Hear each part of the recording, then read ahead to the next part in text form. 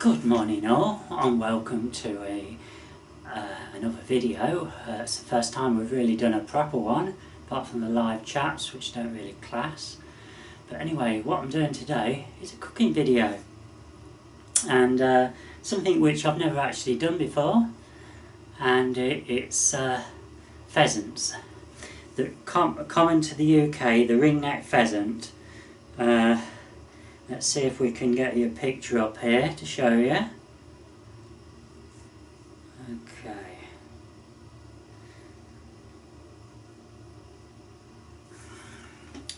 There we are.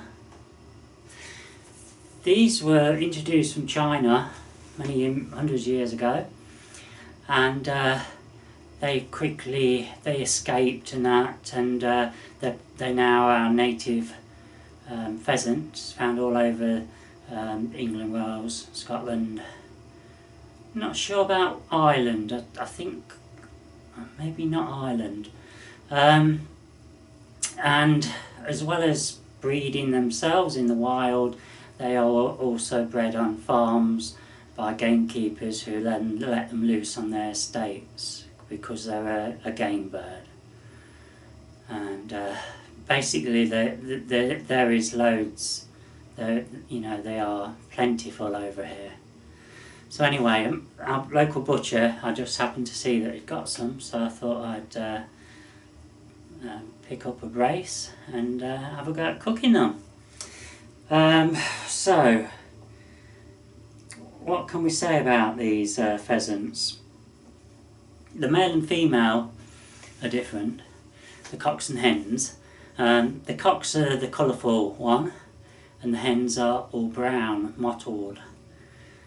And sometimes from a distance you might mistake them for a member of the partridge group, if it's curled up and that, but quite distinct when you see them closer.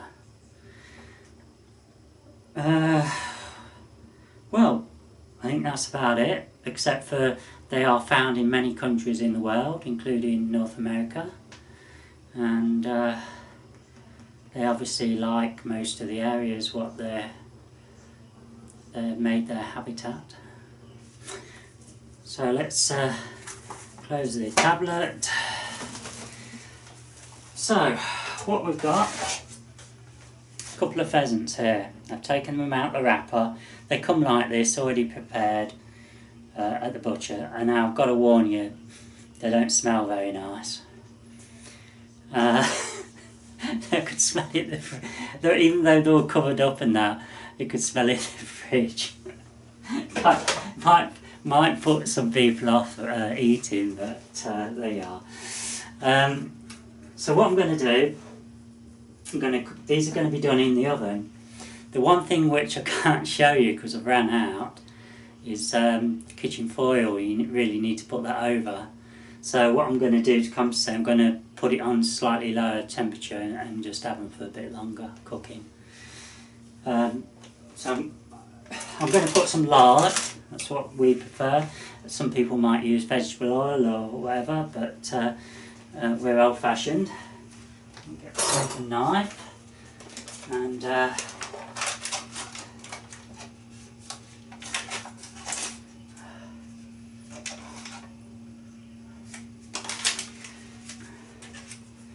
maybe I'm going to make sure err on the caution side and make sure we've got plenty in there. Next thing I'm going to do, got some table salt. I'm going to give them a sprinkle. I'm going to add some normal ground black pepper.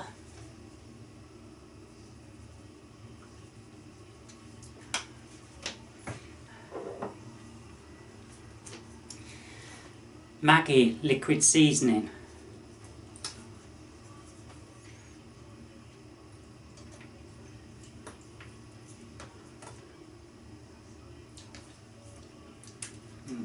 Lovely. Okay. Next thing we're going to do, we're going to put some rations of bacon over.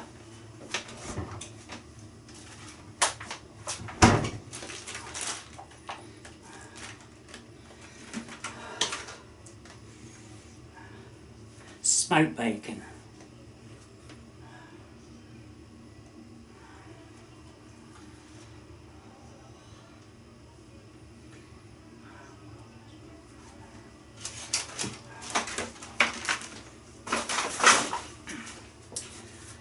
Make sure we put things what need to be back in the fridge.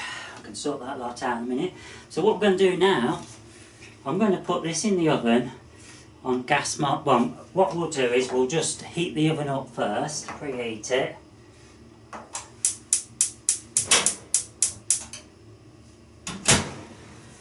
And we're going to have it on gas mark 3. I estimate that it's going to be 2 to 3 hours. We like things well done. You may hear reports of where they're only done a few minutes. But according to my mum, it's 3 hours what she used to do it.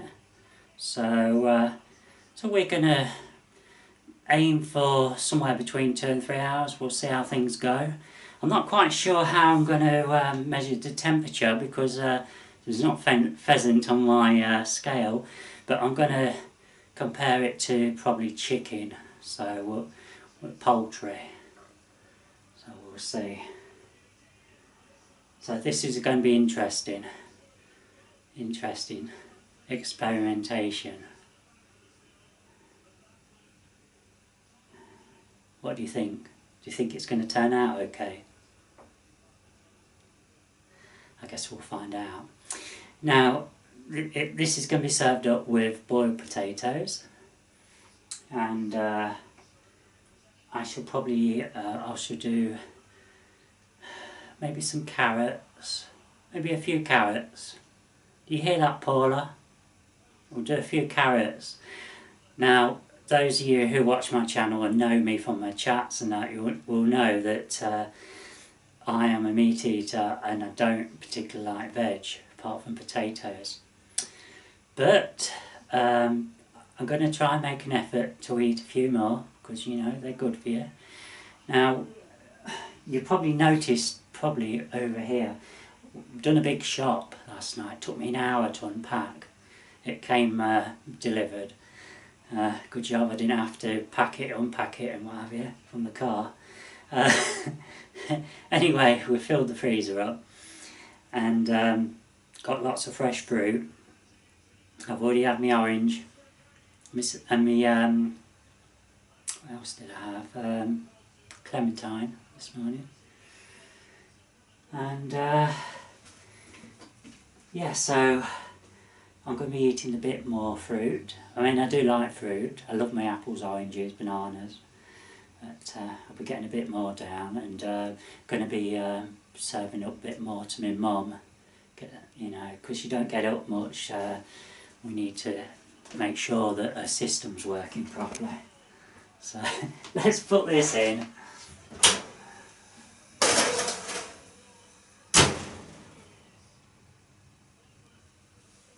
So I've got it on 3, and the time now is, oh, the clock's altered, it's 9:30, so 11:30. So it's going to be somewhere between 11:30 and 12:30. I have a suspicion, a sneaky suspicion that might be 2 hours, but we'll see. We'll see how it goes. So it's all going to be fun today, especially when it comes to taking the meat off. Oh, I should have watched Mum, shouldn't I? We used to always have pheasants and rabbits and hares and wild ducks and that when I was growing up, because money was quite short and they were quite cheap to buy off people who'd gone on shooting and that. And so I was brought up eating them. I do know though that pheasant is a strong meat. Game meat in general is strong. If you say, oh, I've had duck, if you've had tame duck, it's completely different to a wild duck. Tame duck is a white meat. Wild duck is a dark brown meat. and it's all down to what they eat. And I suppose down to their exercise they're getting with flying around and what have you. So I guess we'll find out what this is like. So I'll be back in a bit, folks. I'm back, folks. I've just checked on the pheasants, and I've just sprinkled some of the juices over, and they're coming on nicely. And thought about time we'll get on with the potatoes. So Paula's been asking me, she says, well, I never see you peeling the potatoes. So just to prove it, there we are, folks. So I love these potato scrapers.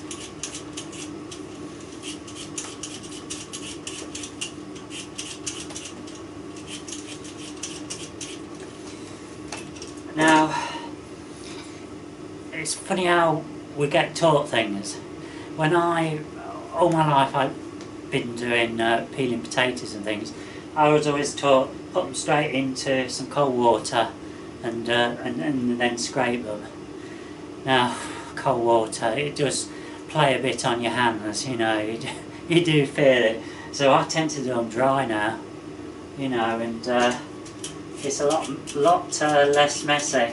I make sure there's no water in the bowl. So then when I finish them, they'll be mucky in that. I'll just put them to one side, get all the peelings out, dispose of them, and then I rinse the potatoes.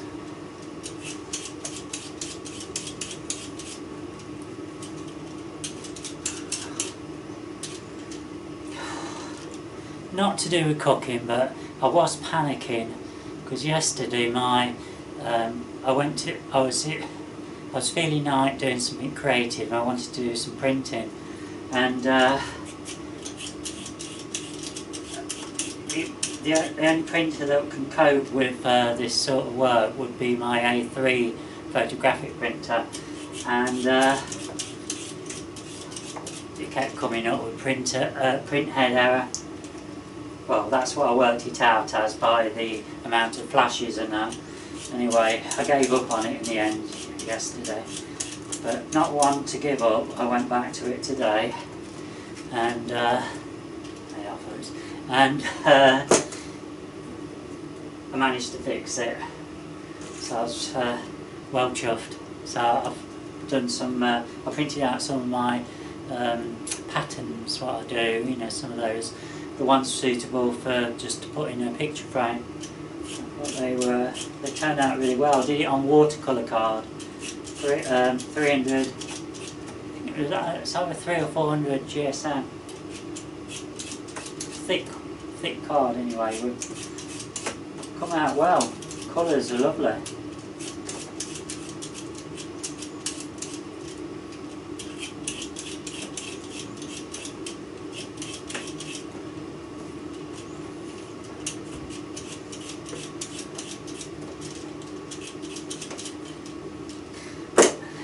You gotta laugh at this as well, folks.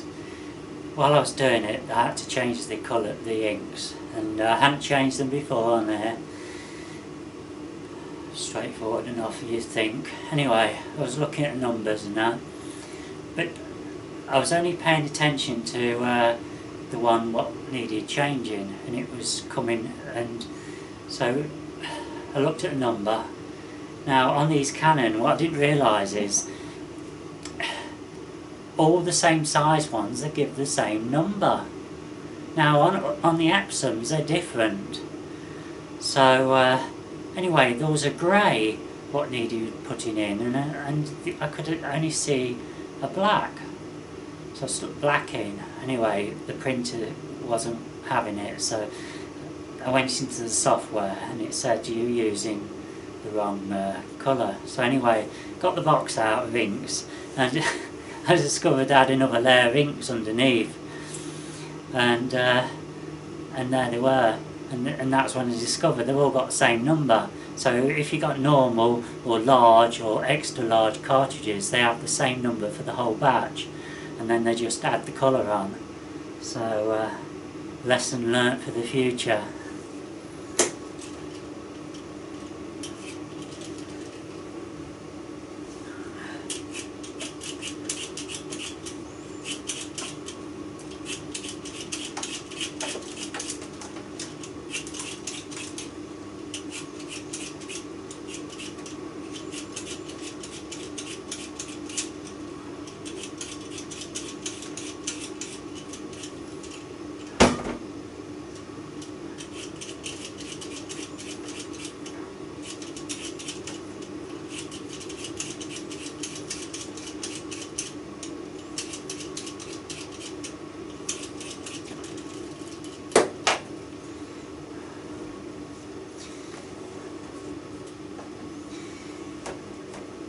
I know some people, when they're doing the potatoes and that, they'll count how many potatoes, and they'll say, oh well, you know, I've got one here, this can be cut into maybe 4 or whatever. We'll just get a handful out, what I think will fill up a pan, and if we've got more left than what we require for our meal, then they'll get drained, and then they'll be left to do for, say, tea time or breakfast, and we'll have fried potatoes.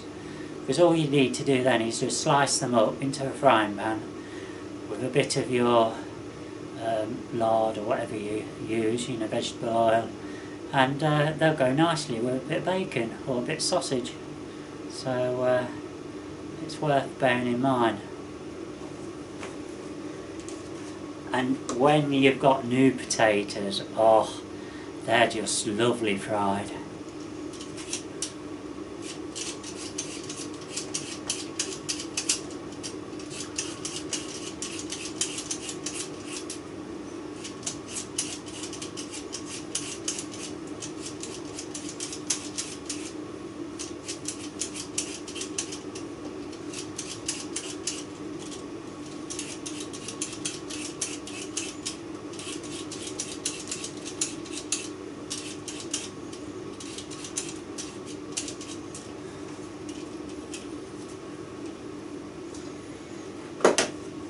And if you're in the UK, I don't know, I'll save you some money if you just buy a sack of potatoes, whether it's a half hundredweight or a full bag. If you work in modern measurements, 12.5 kilo or 25 kilo. And now, especially from say October onwards, you can buy a bag of those, and it works out a lot cheaper than just buying the potatoes from the supermarket or local shop. You know, for the price what you pay for a couple of little bags, you could get a whole sack full, and they'll last you for many, many more meals.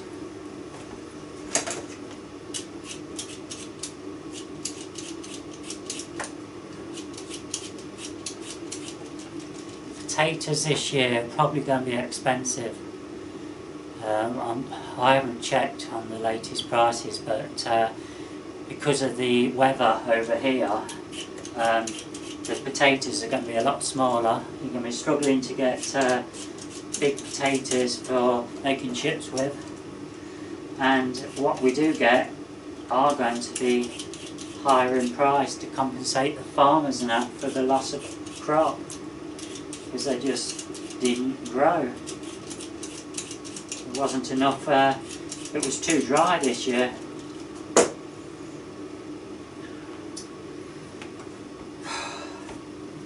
Right then, so just going to put these peelings, throw these away, and then I'll just swivel this around and you can see how I do potatoes then.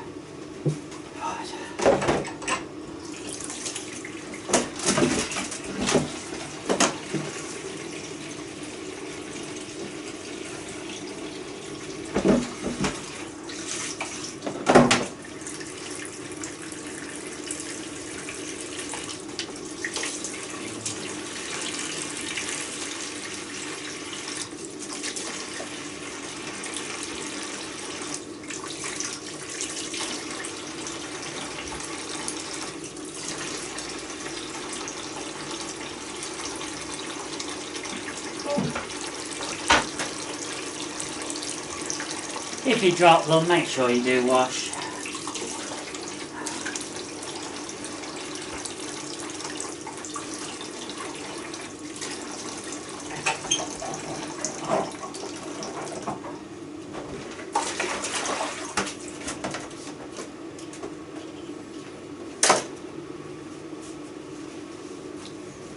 Just going to move this around now, folks. So I'm going to swivel it around.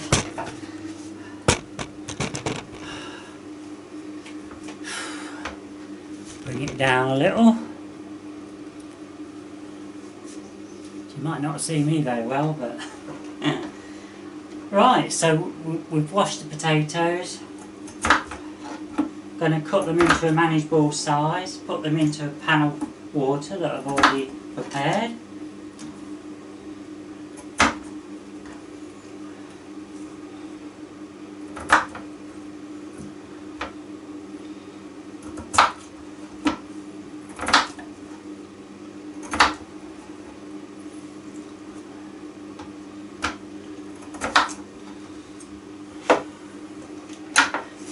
Now, the thing to think about is that you need small enough pieces, but not too small. Because if you're going to have potatoes left over and you want to fry them, you want them to be a decent size to be able to slice up.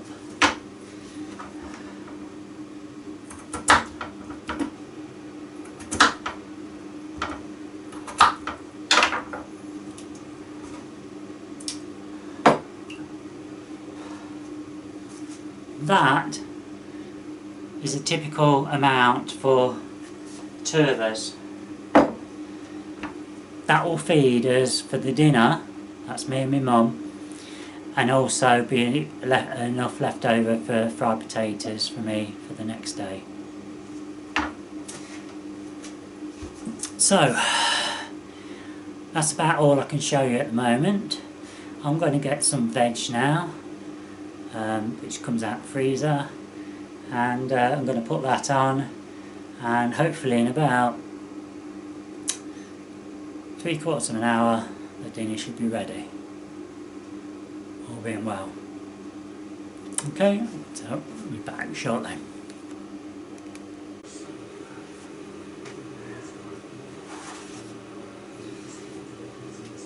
Okay folks, there we have it. They're the pheasants nicely cooked, and we're now going to put them on a plate and get the meat off. Well folks, here's the finished produce. That is my plate. I'm eating the bacon, which is lovely and crispy, and potatoes, some carrots and peas, and obviously the pheasant. And Mum's got some potatoes, peas, carrots, pheasant. Now, we didn't get that much meat off them, but I knew that. That'll be fine. Anyway, so hope you enjoyed it. In the end, I cooked the pheasant for 2 hours. I could see that it was coming on nicely. Probably would have done it maybe a little bit longer, and I do the veg for 45 minutes. Okay, thanks for watching.